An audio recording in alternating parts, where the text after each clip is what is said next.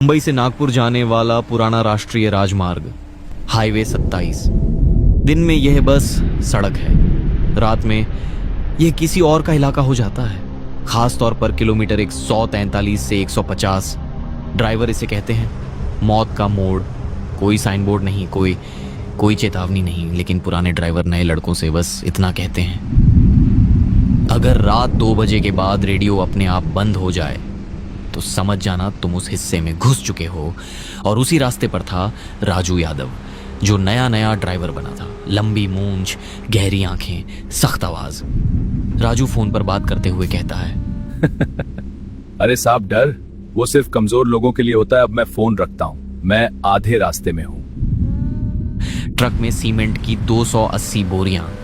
बारिश रुक रुक कर हो रही थी, सड़क गीली, आसमान काला, दूर दूर बिजली चमक रही थी। राजू ने घड़ी देखी और कहा 2 बजे से पहले ये इलाका पार कर लूंगा। उसने घबराहट छुपाने के लिए एक्सीलेटर थोड़ा और दबा दिया। स्पीड बढ़ी तो जैसे उसे लगा कि डर पीछे छूट जाएगा। फिर उसने हाथ बढ़ाकर रेडियो का नॉब घुमाया और रेडियो चालू कर रेडियो पर पुराना गाना चल रहा था। जिंदगी एक सफर है सुहाना। फिर अचानक आवाज खड़खड़ाई, गाना टूट गया और रेडियो बंद, पूरी तरह शांत।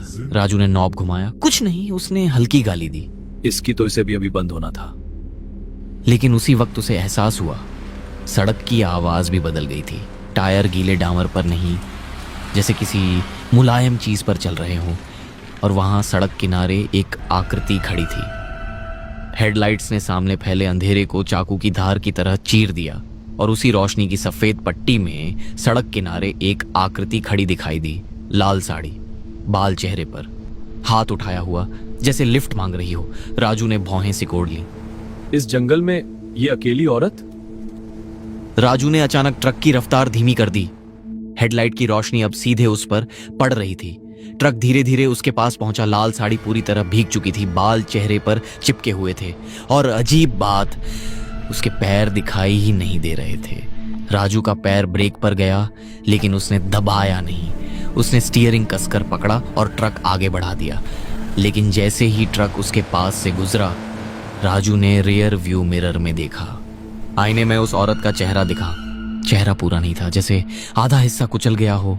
उसने आगे देखा और खुद को समझाया, कोई चोर लुटेरे होंगे, शायद रात में ड्राइवर को रोकने का नया तरीका।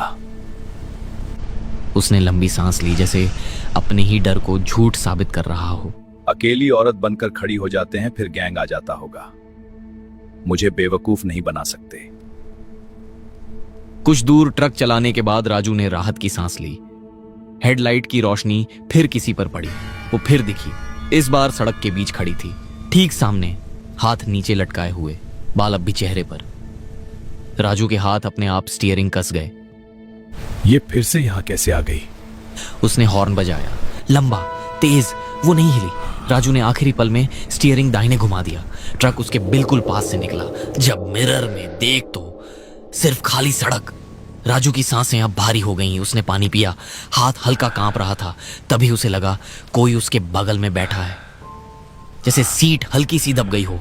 उसने धीरे धीरे गर्दन घुमाई, सीट खाली, लेकिन सीट बेल्ट अपने आप खींची हुई थी, धीरे धीरे, जैसे किसी की छाती पर तनी हो। और अभी राजू के कान के पास ठंडी हवा लगी और बहुत धीमी आवाज आई, रुक जाते तो छोड़ देती। उसने झटके से सिर घुमाया, कोई नहीं। लेकिन ट्रक के अंदर अब मिट्टी की गंध थी, गीली मिट्टी, और खून की हल्की सी लोहे जैसी महक आ रही थी। उसने सामने देखा, सड़क किनारे एक पुराना सा बोर्ड टिमटिमा रहा था, जिस पर लिखा था, कालीचरण ढाबा पर आपका स्वागत है। राजू कुछ सेकंड चुप बैठा रहा। दिल अब भी तेज धड़क रहा था। उसने गहरी सांस ली और कहा, बस यहीं रुकता हूं, पानी पी लूंगा, दिमाग ठीक हो जाएगा। उसने खुद फैसला लिया, आगे ऐसे हालत में गाड़ी चलाना ठीक नहीं।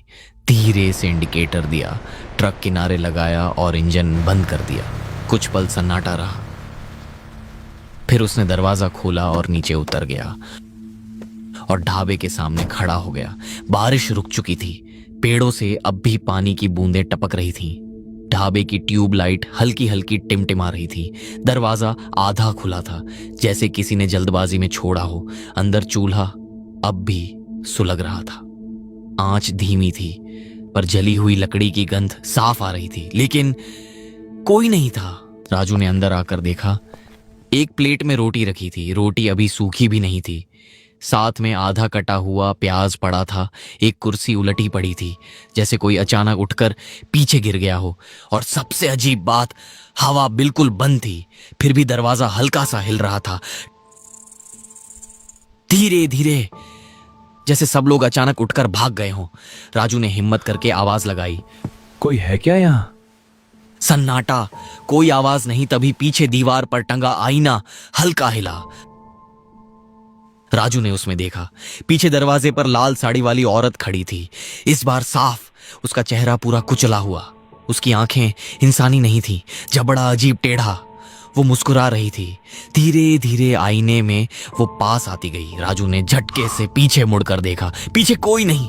राजू का गला सूख गया, वो कुछ सेकंड हिल ही नहीं पाया। उसने फिर आईने में देखा, अब वो बिल्कुल उसके पीछे खड़ी थी, इतनी पास कि उसकी ठंडी सांस उसके कान पर महसूस हुई। और उसने फुसफुसाया, मैं जिंदा थी। राजू की रूह कांप उठी। वो जोर से चिल्लाया, आईना टूट गया, कांच के टुकड़े चारों तरफ बिखर गए और ढाबे की सारी लाइटें एक साथ बंद हो गईं। पूरा अंधेरा। राजू जान बचाकर भागा, सीधे ट्रक में कूदा, दरवाजा बंद किया, चाबी घुमाई, लेकिन ट्रक चालू नहीं हो रहा था। चाबी फिर घुमाई, ट्रक का इंजन उसका साथ नहीं दे रहा था। तभी उसे एहसास हुआ, इस बार बगल वाली सीट सच में भरी हुई थी। धीरे धीरे उसने देखा, लाल साड़ी, भीगी हुई, गर्दन उल्टी दिशा में मुड़ी हुई, आंखें सीधे उसकी आंखों में। और वो बोली, अब भागोगे कहाँ राजू? राजू का दिल धड़कना भूल गया। उसने दरवाजा खोला, ट्रक छोड़कर सीधे जंगल की तरफ भागा। पीछे से ट्रक का हॉर्न अपने आप बजने लगा, लंबा, अटूट, जैसे कोई अंदर बैठकर दबा रहा हो। राजू भाग रहा था। पीछे हाईवे पर उसका ट्रक खड़ा था, हेडलाइट्स अब भी जल रही थी, हॉर्न लगातार बज रहा था, जैसे किसी ने अंदर से दबा रखा हो। राजू अंधाधुंध भाग रहा था। अजीब से चीखने की आवाजें आने लगी, आवाजें बदल गईं। हवा नहीं चल रही थी, फिर भी पेड़ों की टहनियां हिल रही थीं, हर कदम भारी। पीछे से वही आवाज। वो मुड़कर देखने की हिम्मत नहीं कर पाया। रास्ता जो सीधा नहीं था, उसे लगा वो सीधा भाग रहा है, लेकिन कुछ मिनट बाद वो उसी जगह खड़ा था। सामने उसका ट्रक दूर से दिखाई दे रहा था।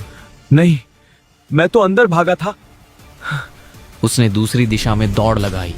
इस बार झाड़ियां और घनी थीं, कांटे हाथों में चुभ रहे थे। अचानक उसके पैर किसी चीज से टकराए, वो गिर पड़ा। नीचे देखा, पुरानी टूटी चूड़ियां वो लाल, कीचड़ में आधी दबी हुई।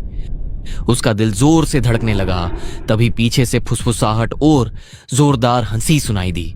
राजू ने पहली बार पीछे देखा। वो पेड़ों के बीच खड़ी थी, लाल साड़ी अब कीचड़ से सनी हुई थी, चेहरा पहले से ज्यादा टूटा हुआ। एक आंख सीधी उसे देख रही थी, दूसरी आंख बंद थी। उसकी आवाज अब चारों तरफ गूंज रही थी। राजू चीखा और फिर से भागने लगा। भागते हुए वो एक खंडहर गांव में जाकर पहुंच गया। अचानक पेड़ खत्म हो गए, सामने खुला मैदान था और उसके बीच एक पुराना उजड़ा हुआ गांव। टूटी दीवारें, छतें गिरी हुई, दरवाजे टेढ़े लटकते हुए। कोई आवाज नहीं, न पक्षी न हवा। राजू अंदर भागा, बचाओ, कोई है, बचाओ मुझे। लेकिन पूरा गांव खाली था, हर घर में धूल जमी हुई। एक घर के अंदर दीवार पर काला निशान था, जैसे आग लगी हो कभी। उसे अचानक महसूस हुआ, ये गांव बहुत पुराना नहीं था, जैसे लोग अचानक इसे छोड़ कर गए हों। राजू एक टूटे हुए घर के अंदर गया। उसे दीवार पर अखबार का फटा टुकड़ा चिपका मिला। उस पर साफ लिखा था, हाईवे 27 पर ट्रक हादसा, ड्राइवर फरार, स्थानीय लड़की की मौत। नीचे धुंधली तस्वीर, लाल साड़ी। राजू के हाथ कांपने लगे। मैंने नहीं, मैं तो पहली बार। तभी पीछे घर का दरवाजा अपने आप बंद हो गया। सिर्फ टूटी छत से चांद की हल्की रोशनी थी, और उस रोशनी में वो उसके सामने खड़ी थी, अब पहले से अलग। उसने कहा, कुछ याद आया? राजू राजू पीछे हटने लगा, दीवार से टकराया। भागने का रास्ता नहीं। मैंने कुछ नहीं किया, मुझे छोड़ दो। उसकी आवाज टूट रही थी। वो उसके बिल्कुल पास आ गई, इतनी पास कि दोनों एक दूसरे के आमने सामने थे। उसकी सड़ी हुई सांस उसके चेहरे पर लगी। मैंने भी कुछ नहीं किया था।